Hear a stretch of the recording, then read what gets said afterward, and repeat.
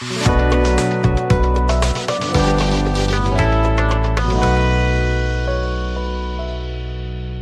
students, যোৱাটো ভিডিঅ'ত আমি অনুশীলনী 3.1 ৰ 7 লৈকে কৰিলো। আজি আমি 8 ৰ পৰা কৰিম। 8 টো কি দি থোৱা আছে? p ৰ কি মানৰ বাবে তলৰ ৰৈখিক সমীকৰণজোৰৰ এটা অদ্বিতীয় সমাধান থাকিব। গতিকে দিয়া আছে ৰৈখিক সমীকৰণজোৰ কি দি থোৱা আছে? 4x + py + 8 = 0 আৰু 2x + 2y + 2 = 0। ঠিক আছে নে? গতিকে ইয়াত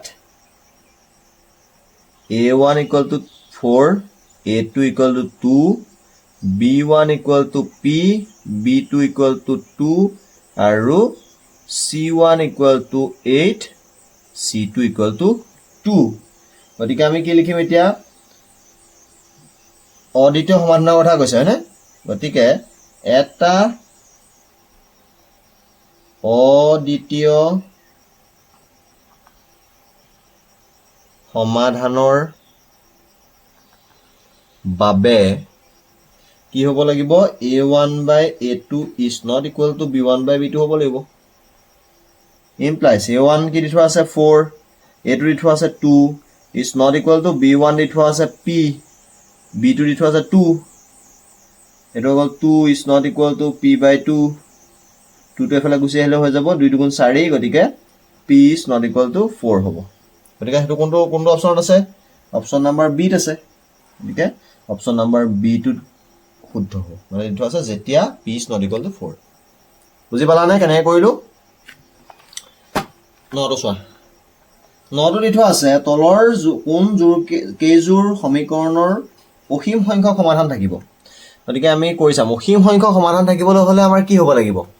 অসীম সংখ্যক সমাধান এইকেইটাতো আমাৰ মাল্টিপল চইচৰ কুৱেশ্যন। যদি তোমাৰ ডাঙৰকৈ আহে তেতিয়াহ'লে কৰি দেখাব লাগিব।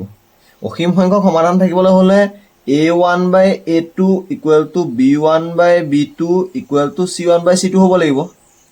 মানে মিলি যাব লাগিব হয়নে?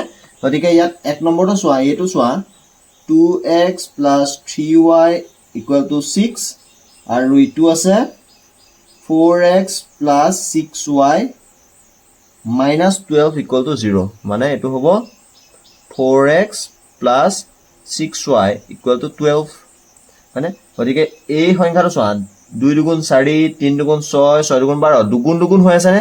গতিকে এইটো a1/a2 = b1/b2 = c1/c2 হৈ আছে হয়নে? এইটো আমাৰ হৈয়ে আছে। বাকীকেইটা আমি এবাৰ এনে চাই লওঁ। বিটো কি দি থোৱা আছে? x + y = 4 আৰু x - y - 2 = 0। মানে x - y = 2। ইয়াততো এইটো a1 a2 মিলিয়ে আছে, b1 b2 সমান হৈ আছে হয়নে? a1 a2 কি হৈ আছে? 1 1, b1 b2 কি হৈছে? 1 - 1, c1 c2 টো একেবাৰে বেলেগ 4 2 হয়নে? গতিকে সেইটো জানো কিবা হ'ল? এইটোতো একোৱেই নহ'লে, কাৰণ a1/a2 = b1/b2 not equal to চোৱা ইয়াত এইটোত কি হৈ গ'ল? এইটো কৰি দেখাব নালাগে, পৰীক্ষাত মই তোমালোকক কৈহে দেখাইছোঁ। a1/a2 = b1/b2 = c1/c2 হ'ল। ইয়াত হ'ল জানো? ইয়াত a1/a2 মানে কিমান? 1/1। a1/a2 is not equal to b1/b2 is not equal to c1/c2 হ'লনে? c2 চোৱা, c2 আছে তোমাৰ x - y = 3 আৰু x + y = 7। এইটোও নহয়। ডিটো কি দি থোৱা আছে? x + y = 5 আৰু 2x - y = 3। এইটো নহয়। গতিকে ইয়াৰ অপশ্যন নম্বৰ কি হ'ব? এটো হ'ব শুদ্ধ। বুজি পালানে? 10টো কি দি থোৱা আছে? এই প্ৰশ্নটোত উক্তি A সংক্ৰান্ত এটা বাক্যৰ পিছত যুক্তি R সংক্ৰান্ত আন এটা বাক্য দিয়া আছে। উক্তি A আৰু যুক্তি R বিবেচনা কৰি তলৰ বিকল্পসমূহৰ পৰা শুদ্ধটো বাছি উলিওৱা। উক্তি A দি থোৱা আছে যে সমীকৰণ 2x - 3y = 0 অসীম সংখ্যক সমাধান আছে।